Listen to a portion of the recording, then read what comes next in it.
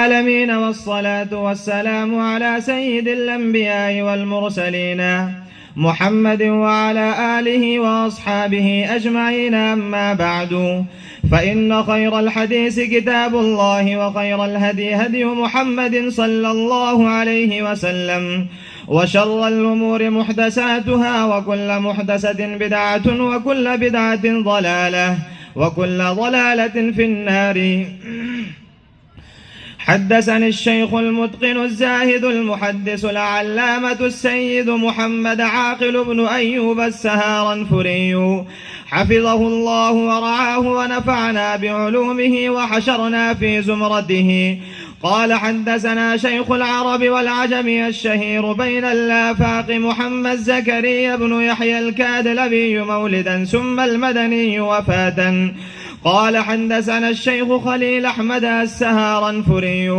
قال: حدثنا الشيخ محمد مظهر النانوتبي وعبد القيوم البدهانبي قال: حدثنا الشيخ محمد إسحاق الدهلبي قال: حدثنا سراج الهند الشيخ عبد العزيز الدهلبي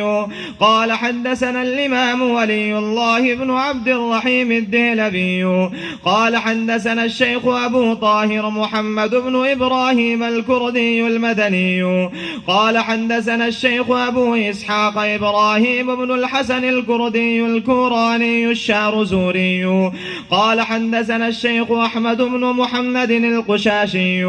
قال: حدثنا أبو المواهب أحمد بن عبد القدوس الشنابي قال: حدثنا الشيخ شمس الدين محمد بن أحمد بن حمزة الرملي قال: حدثنا شيخ الإسلام زين الدين زكريا بن محمد الأنصاري قال: حدثنا شيخ الإسلام الحافظ شهاب الدين أبو الفضل أحمد بن علي بن محمد المعروف بابن حجر العسقلاني قال: حدثنا الشيخ زين الدين إبراهيم بن أحمد التنوخي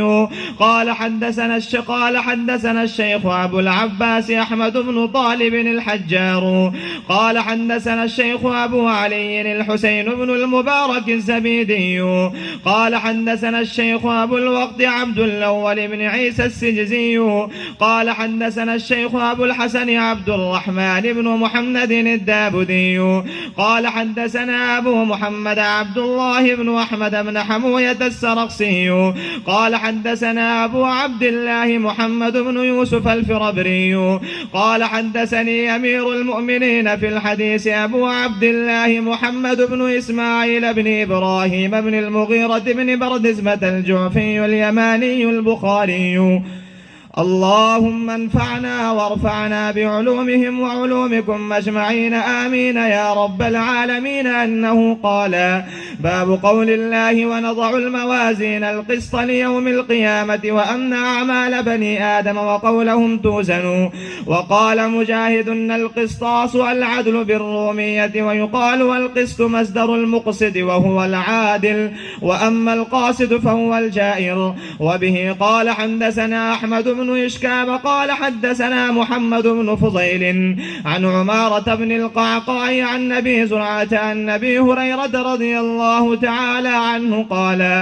قال النبي صلى الله عليه وسلم: كلمتان حبيبتان إلى الرحمن خفيفتان على اللسان ثقيلتان في الميزان، سبحان الله وبحمده سبحان الله العظيم.